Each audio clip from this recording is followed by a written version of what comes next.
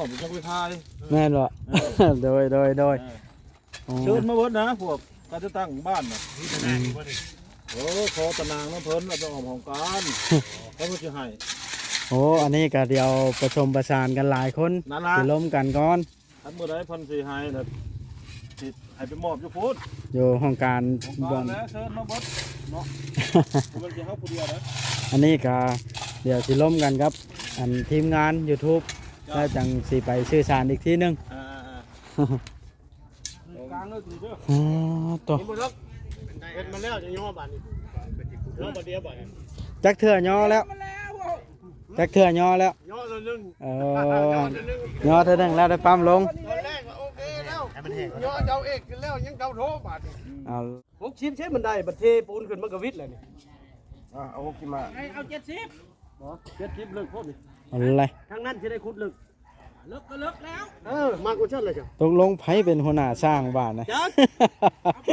คนกูว้าวแล้วมันลายหัวหน้าแล้วกูบ่จักแม่เช็ดน้ำเอาเลยนอนบ่รับบ่ได้เถียงสร้างก็เดือดแท้บ้านนะเอาถึง65นึง65เซน5เซนบ่10เซนเหลือ55โอ้อย่าลืมกดติดตามเพื่อเป็นกำลังใจให้ผมด้วยนะครับทุกคนขอบคุณมากๆครับภาพขึ้นพี่น้องเลยทางสร้างเพิ่นก็นั่งเต็มอยู่รถสร้างทำดีพี่น้องเลยนี่นะเพิ่นมาแก้เอาเครื่องโอ้เพื่อนน้องโอยก็ได้พี่น้องไปเบิ่งน้ำกันมาเลยก็ต้องจัดที่มาได้เนาะบ่บ่แม่นมีแต่ท่าเบิ่งอย่างเดียวโอ้ตัวขยันให้น้องโอยนี่ในบ้านถึงก็มายืนดูแม่นคือพิธียกเลิกแล้วเดี๋ยวที่นี่แม่นข้างกันยกเลิกเพิ่น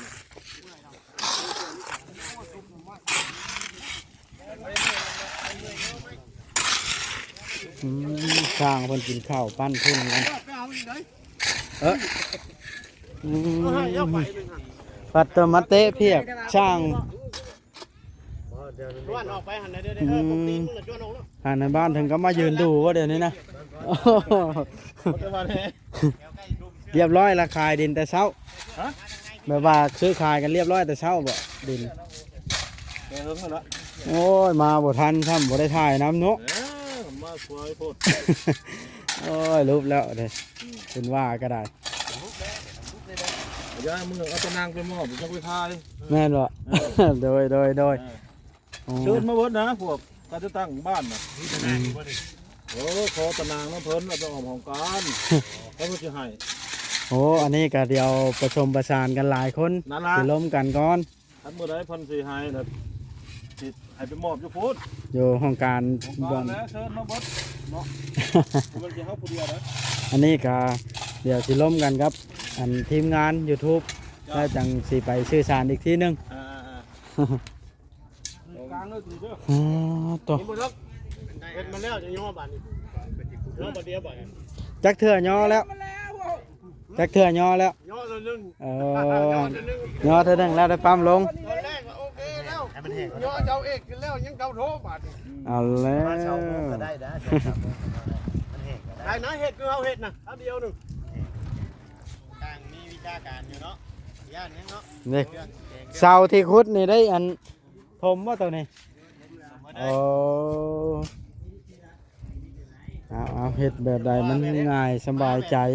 สายผ้าแลบนะของผู้ใหญ่เพิ่นก็เฮ็ดแล้วเปลี่ยนป้างเท่าเดียวเลยมันได้มีการเปลี่ยนแปลงแม่นเนาะแต่บ่ได้กินข้าวเช้าเลยนมโอเฮากินเฟอแล้วเนาะเราเฮ็ดลุยจนบ่กินข้าวเช้าบ่ดีใจแฮงดีใจแฮงเฟอแล้วที่พูดมาฮันมานี้3เทื่อยับแล้วบ่ได้เทื่อที่3บ่นี่เทื่อที่3ถ้ามีเทื่อที่4ผู้เสือเขียวนี่สิมีว่าก้อนหมู่เพิ่นบ่น่ะเอาเลยเมียสิดาเมื่อก้อนหมู่เพิ่นน่ะกูบัดมือยังง่ายอยู่นี่โยนี่ตรงเลยบัดไม่ได้มีไอ้ดอกง่ายเขาเลยอยู่ง่าย2เทื่อก็ได้3เทื่อละ1,000เพิ่นบ่3เทื่อก็3,000เลยว้าตัวแดดฮ้อนเทื่อก็3,000 4เทื่อก็4,000เนี่ยพอง่ายอยู่เด้คือแดดฮ้อนแท้เฮ้ย ไปเข้าห่มกันเด้อ ข่อยก็ว่าซั่นแหละ ไปเบิ่งชาวเทืองน้ำบ่แสนบ่วะมันฮ้อนแฮงนี่เนาะ มันแฮงเนาะ แม่นไว้สร้างประเทศกันไปเบิ่งอันบ่แสนสัมภาษณ์ชาวเทืองกัน มาแต่ฮะนอบ่ตาเทือง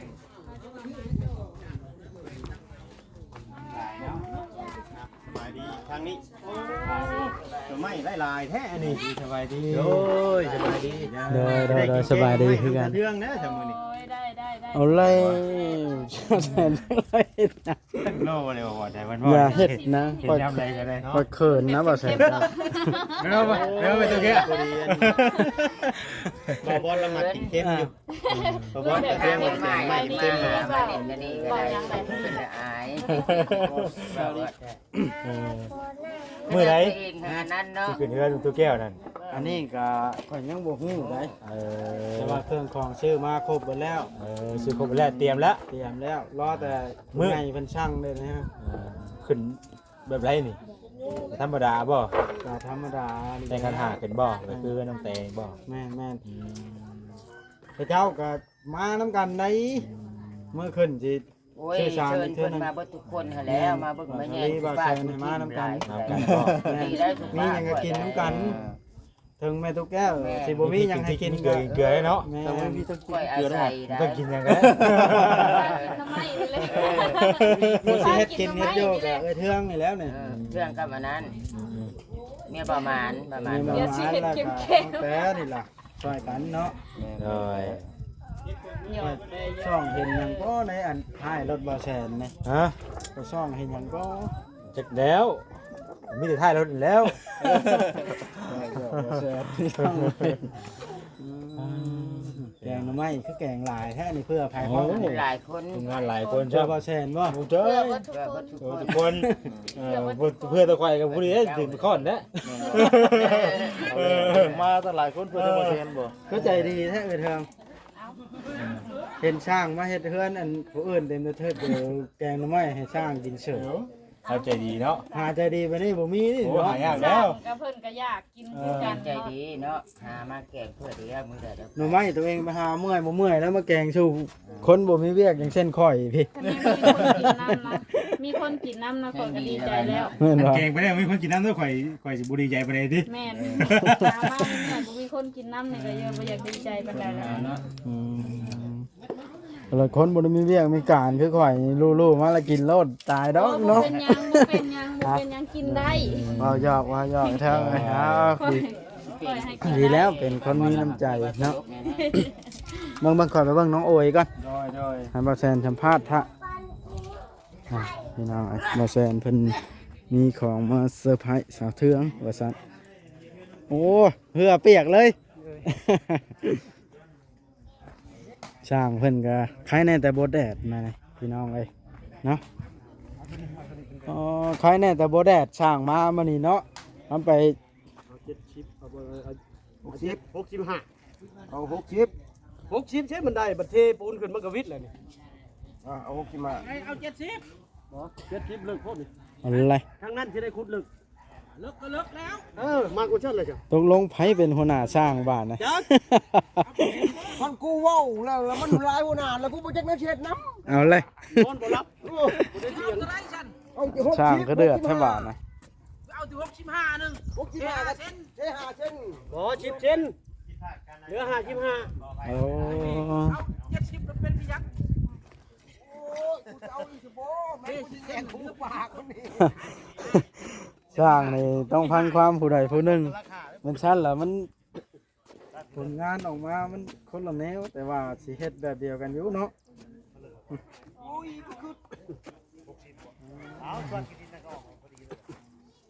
แดดแห้งแท้น่ะพี่น้องเลยภาพมาทางนี้บ่แซ่แล้วมีของมาเซอร์ไพรส์เด้สะได้หยังเนาะข้าวสารสอบหนึง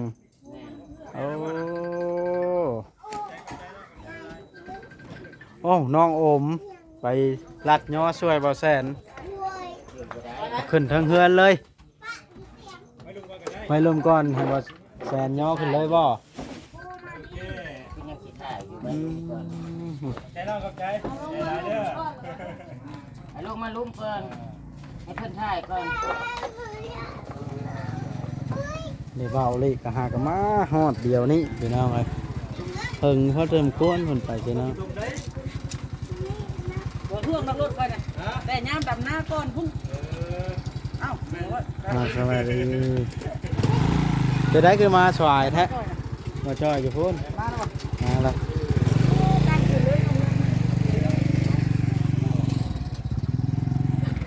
ไปพี่น้องไป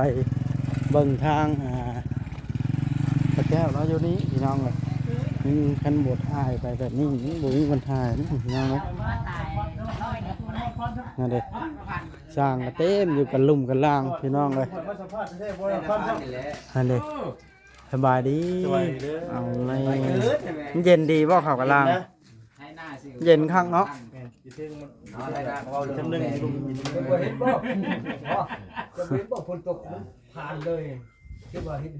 ผ่านบ่ลุงคำดีมาฮอดไปเด็กๆเบาลิมาจนเที่ยงบ่าย ได้ว่าเนี่ยเบิ่งดูตัวนั้นฮะคือบ่ลุงคำดีนี่ว่าได้เรามันเพื่อนเราอีก เอาเลยคือว่าแนวนั้นบ่าย แต่วันลุงก็ดี ได้สิ ได้แล้วเบิ่งผ่านแล้วก็ผ่าน เอาพี่น้องเอ้ยโอ้สร้างเฮ็ดกระแดดคลิปนี้ถ่ายยังบ่จบคลิปอยู่เบิ่งพี่น้องเอ้ยไปยามบ้านน้องแต่กันสิถ่ายให้มันจบคลิปสักก่อนพี่น้องเอ้ยเพราะว่ามันบ่เป็นแน่มันบ่จบคลิปนี่พี่น้องเอ้ยมาเบิ่งกัน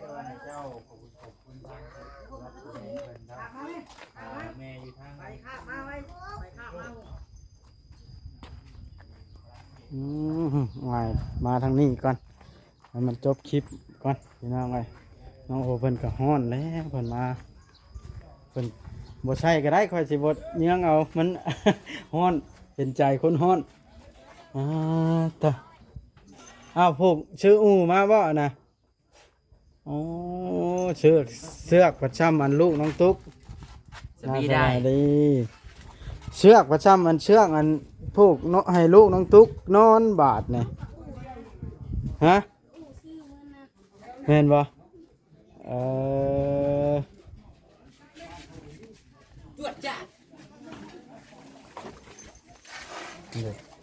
มาน้อยเพิ่นก็เริ่มดื้อแล้วเด้นี่เนาะ ตั้งเครื่องเตี้ยมาหน่อยจะบ่ได้ยะ นี่เธอถวยมาเกี่ยว ใช่ว่าสิพากันเอาเข้าไว้อยู่ในเปลี่ยนใจแล้วบ่ คือเป็นแบนมาให้ตัวมาให้ มึงพูนเขาสิเกลือเขาอยู่พูนมึงมายัง ได้ง่วงยักษ์นี่ต่ำคือมื้อนั้นก็ไข่ต่ำก็กินนะจบไปเอาหมอได้มาใช้ยักษ์แล้วนี่ ไปก่อนครับรอคอได้เดี๋ยว มันต่ำจะส่งครับเนาะ แม่นหมากม่วงโต๊ะ ง่วงเอ็นเย็นดีมุงตัวนี้ออกมาเนาะมันห่มกว้างจะแจบ้าไงพี่น้องเลยบอดล็อกกระดาษบานะน้องป้าเพิ่นปลูกพักบงพักเบ้งเตรียมปล่อยป่าแล้วบาพี่น้องเลยฮะเด็กไปพี่น้องเลยไปทางเลาะเบิ่งกันพี่น้องเลยน้ำใช้ฝนตกประจำแล้วก็มีน้ำใช้พี่น้องเลยประโคมเท่านั้นครับเสียทีแต่เห็ดเพียกใส่บอลพักมันละกินพักลำบากมันมีกินแฟบหยาดใช่พี่น้องพักโคมพักยังนะ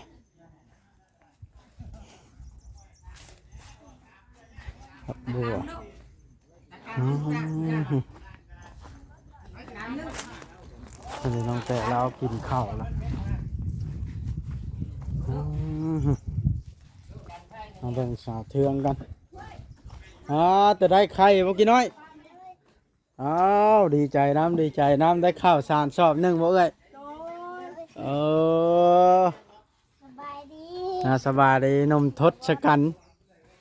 อัศพล ผู้นี้ได้ เลย หนุ่ม สะพน หนุ่มทัดสาวพลอันนี้เนาะ คุณพัดทศกัณฐ์ละแม่นใส่แว่นนะ เออ ทุกการอันนี้ ไปดังไพ่ให้แม่ไว้ลูกไว้ข้างน้ำ เพิ่น แม่ประดังไพ่นี่กระจักเรียบร้อยไปเล ข้าง ย น้ำไว้ อ๋อ เท่าปอก แต่ขนาดคนเต็มคู่มือเฮือนสาวเทืองเนาะ จังดิถ้าเบิดแล้วกล่องอยู่นี่ แม่นบ่มีเฮือนปลาแก้วบาดนี้เต็มอยู่เฮือนชาวเทืองนี่เนาะบาดนี้เฮือนเจ้าแล้วเต็มอยู่เฮือนเจ้าบาดนี้พุ่นมาเฮือนปลาแก้ว ให้ได้เข้าเลย ฮะไผเอ้ยดีใจ ใจ เราแสน โอ้ยจังสิมาแล้วบัดนี้จะใส่ผักข้อผักไข่ไว้น้ำได้ บ่เป็นนะกินได้กินได้ได้บ่เอาน้ำเต้าหู้ ได้กินนมน้ำเอื้อเทืองบ่เลยนี่อืม ปล่อยหันถ้าแม่กับลูกดอก เอา ปล่อยมีชุ่มเลยน้ำใส แบ่งเพิ่นกิน อืมดีแบ่งกันมีหยังก็ได้เนาะหักแพงแบ่งปันอ่า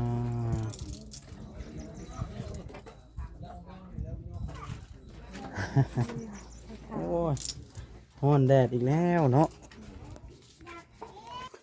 ออกต่างแดดโทรศัพท์จนสิแตกเนาะเอ้ยเทือง โดด ฮ้อนแห้งเริ่มแดดอีกแล้วนี่โอ้เด็กรถไทยเจ้านี่ได้สิติดได้ปีนี่ ติดได้ลูกติดแล้วก็วาง แมนอยูติดได้แต่ว่าโค้งมันให้เปลี่ยนลีนเด้อ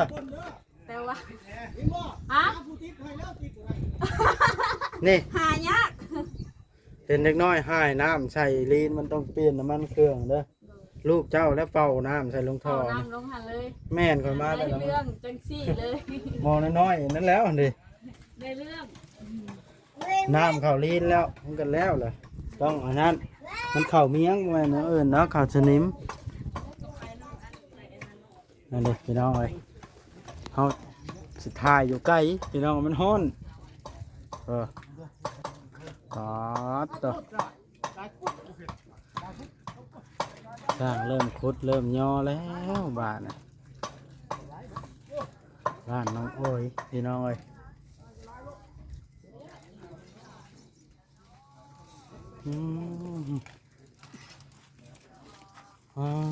ตัวบ้าน ยามนี้ให้เพิ่นนั่งน้ำนะพ่อลูก หมดแล้วนั่งแล้วอาจจะไปเฮือนปลาแก้วคนนั่งพระเจ้าละนั่ง เอาก็ให้ผู้ใหญ่เพิ่นนั่งน้ำเลยเนาะ นั่งรถโอ้ลาวเนาะเขาอยู่ไปพุ่นโถพี่น้อยสร้างเป็นลุมเห็ดแล้วบ้านอันนี้ทางอันนั้นอันนี้ทางทีมงานก็นั่งล้มกันพี่น้อง บ่จ้อยอ่ะ แล้วเรียกแล้วกับมารับเงินเดือนบ่มานี่ แม่แล้ว เอาแล้วลุงคำดี จ่ายเท่าไรยกมือเลยนะ หมดแล้วเฮือนตัวเองแล้วสิเมื่อหยัง แล้วอีกแล้วยังก็มาตัวไหน จังว่า ทางไหนได้ พังเบิ้ง ขี่รถใช้เล็กพักเอา เอาเลยพี่นะเราหยอกเพิ่นพี่น้องอันนี้เราเอามาแก้เครื่องของแล้วครับวาดภาพขึ้นมาดังเทิงกันจังหน่อยเอ้ามีแต่ผู้อุดมสมบูรณ์แท้นี่เฮ้คือพากันอุลุอุยลุยอยู่แท้นี่แล้ว เอาเลย แต่ผม คือไม่ต้องขึ้นได้ คือมีแต่ผู้ขาวอ้วนแบบอุดมสมบูรณ์หล่อๆเท่ๆเนาะ รอชื่อแต่ว่าเงินในกระเป๋าผมมีแหละชั่วโมงนี้ แต่บอก บ่ไงก็รอบ่ถึงทหาร ทานได้เนาะ เอก ระเป๋าเปย์แล้วกระเป๋าแดง ถ้ากันถ้ากันนั่งเฮ็ดหยังก็ล้มกันเล่นหรือว่าตัดคลิปตัดหยัง ตัดคลิป โอ้ กินนี่แหละคัดเลยนั่งนี่นะเย็น เย็นแห้งเนาะ เย็นแห้งเลย แม่นบ่มีเฮือนปลาแก้วบ่มีเฮือนบ่นั่งเนาะ เจ้ย ไปญาติไอ้เทืองเกรงใจแล้วเนาะ มึงเนี่ยมีแต่เด็กโอ้ดูอาจจะ เมื่อไหร่ เด็ ซื้อก ๆ เปย์ว่าแขนนี่กัน เอาเลย บุรีได้ดิ คัดกว่านี่ ข่อยยอมรับอยู่เดี๋ยวนี้ฮะมันกว้างบ่นั่งกันหลายเนาะ มาพูดกันนั่ง แม่น เอ็นเป็นแล้วเนาะ ฮะสร้างพุ่นใดสร้างเพิ่นพุ่นใด ตายอยู่อ่ะ ก่อนมาเบิ่งน้ำเด้อผู้ใหญ่เพิ่นออกแบบงามเนาะงามบ่ งามปืนจะเลือกยังหอดเช้าเมื่อกี้ หลายคนได้อันนั้นน่ะ ชุดยังหมด มาย่องในบ้านเลยถ้าในบ้านเพิ่นว่าสิเฮ็ดแบบนี้ละหลังให้ลูกเรากำลังสิเฮ็ด แล้ว เรา วันนี้บอก แม่น เพิ่นติดใจเพิ่นว่า เอารีสอร์ทไป มาแซมให้ว่าพิลึกเนาะรีสอร์ท แล้วก็ติดแอร์ใช่บ่ได้ เอาแล้วมาคอยไปเบิ่งเฮือนครัวให้ FC เบิ่งกันยามมาเบิ่งเฮือนครัวกันบ่แซ่ได้ให้ FC ผู้เพิ่นเข้ามาใหม่ พี่ทึกว่า แม่นบ่ผิดเลยเบิ่งแน่พี่น้องงามนี่พี่น้องเอ้ยต้องได้แล้วก็ได้